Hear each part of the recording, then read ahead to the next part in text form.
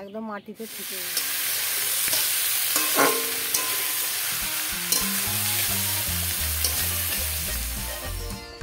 আমি এখানে এঁচড় পাশে এসেছি, গাছে কত এঁচড় যাবো, এঁচড়ের রেসিপি করবো। কত এঁচড় আশা করি ভালো লাগবে। শেষ পর্যন্ত দেখবেন, ক্লিক করবেন না। আমি এঁচড় কাটতে যাচ্ছি।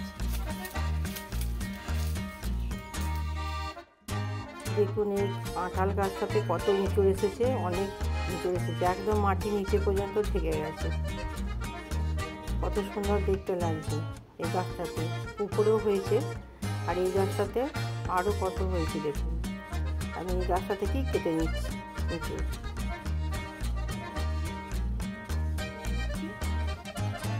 এইটাকে কেটে নিচ্ছি, এটা রেসিপি করব। এই গাছেতে অনেক হয়েছে, এঁচড়ে আজ একটা সুন্দর রেসিপি হবে। আমি কেটে নিয়ে যাচ্ছি একদম গাছের একদম টাটকা এঁচড়। আমি এঁচড়টা নিয়ে গিয়ে খোসা ছাড়িয়ে মাঝারি আকারে কেটে নেবো। কাটা হয়ে গেছে, এবার এটাকে আমি ভালো করে ধুয়ে নিচ্ছি। আজকে রেসিপি হবে এঁচড়ের কালিয়া, খেতে খুবই সুস্বাদু হয়। তাহলে দেখুন কিভাবে এঁচড়ের কালিয়া বানায়। আমি কুকারের মধ্যে আমি এঁচড়ের টুকরোগুলো দিয়ে দিলাম, এতে হলুদ দিয়ে দিচ্ছি পরিমাণ মতো, একটু লবণ দিয়ে দিচ্ছি, আর একটু জল দিয়ে দিচ্ছি। এটাকে আমি কুকারে সিদ্ধ করে নেবো 2টো সিটি দিয়ে। এঁচড় সিদ্ধ করে জল ধরিয়ে নিয়েছি, আলু 2টো সিদ্ধ করে নিয়েছি, আর একটা কড়াইতে সরষের তেল, 2টো শুকনো লঙ্কা, জিরা, আর তার সঙ্গে তেজপাতা, এটাকে দিয়ে ভালো করে খুঁটি দিয়ে নাড়াচাড়া করে নেব।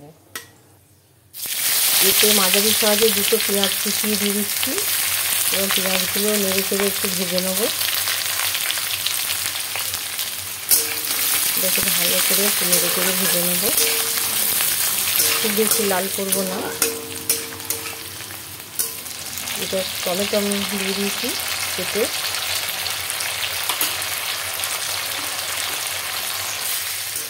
5-6 কুচি রসুন থেতো করে আমি ভেজে দিয়ে দিলাম। এবার খুন্তির সাহায্যে আমি এটাকে মিশিয়ে নিয়ে নেড়ে নেব।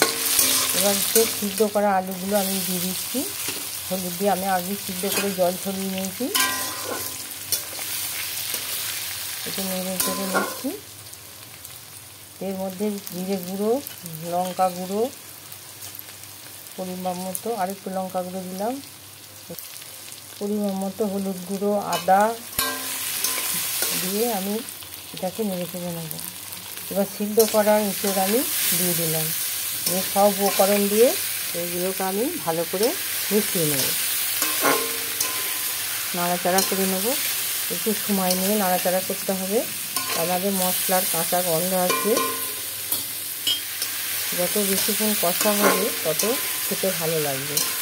একটু কষে কষে রান্নাটা করলে খেতে খুবই সুন্দর হয়। আমি একটা বাটিতে টমেটোর পিউরিটা বার করে নিয়েছি, এর মধ্যে দিয়ে দিচ্ছি এঁচড়ের মধ্যে। এবার আমি এটাকে খুন্তির সাহায্যে ভালো করে মিশিয়ে নিচ্ছি। কিছুক্ষণ এটাকে নেড়ে চেড়ে একটু কষিয়ে নেব।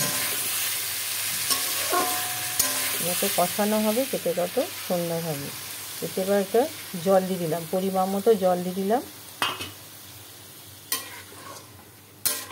এটাকে ভালো করে নেড়ে নিচ্ছি। খুব সুন্দর একটা গন্ধ আসছে। এঁচড়ের কালিয়া মাংসর স্বাদকেও হার মানিয়ে দেয়, এত সুন্দর খেতে হয়। এবার আমি এতে জল দেওয়ার পর এটা আমি পরিমাণ মতো লবণ দেবো। লবণটা কমা বাড়া করে নেওয়া যাবে, আর একটু দিলাম। লবণটা খুন্তি দিয়ে এটাকে ভালো করে মিশিয়ে নিলাম।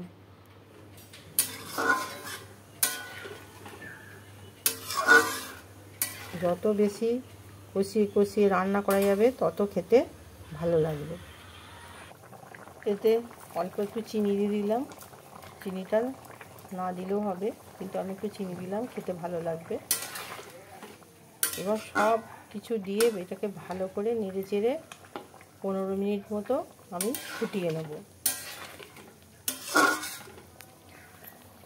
15 মিনিট ফুটিয়ে নেওয়ার পর তারপরে এটাকে নামিয়ে নেব। আমি এখন 15 মিনিট এটাকে ফোটাতে দিচ্ছি। আমার 15 মিনিট ফোটানো হয়ে গেছে। দেখুন কত সুন্দর হয়েছে, দেখতে কত সুন্দর লাগছে, আর খুব সুন্দর একটা গন্ধ আসছে।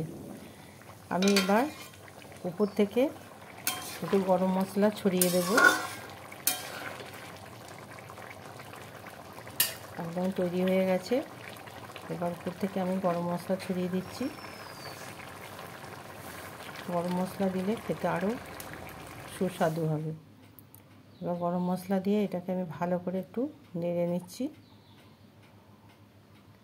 বন্ধুরা, আপনারা এইভাবে তৈরি করবেন, দেখবেন খেতে খুব ভালো হয়, অসাধারণ খেতে লাগে। এক থালা ভাত এই এঁচোড়ের কালিয়া দিয়ে খাওয়া যাবে।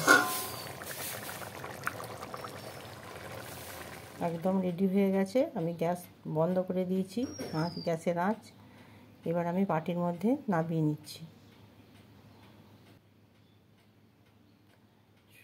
হাতায় করে বাটির মধ্যে সবটাই আমি নামিয়ে নেব কড়াই থেকে। আমি এবার নামিয়ে নিচ্ছি, পরিবেশন করব। আমার এই রেসিপিটা যদি আপনাদের ভালো লেগে থাকে অবশ্যই লাইক, শেয়ার, সাবস্ক্রাইব করবেন। কমেন্ট করতে ভুলবেন না। যারা নতুন বন্ধু আছেন অবশ্যই সাবস্ক্রাইব করবেন।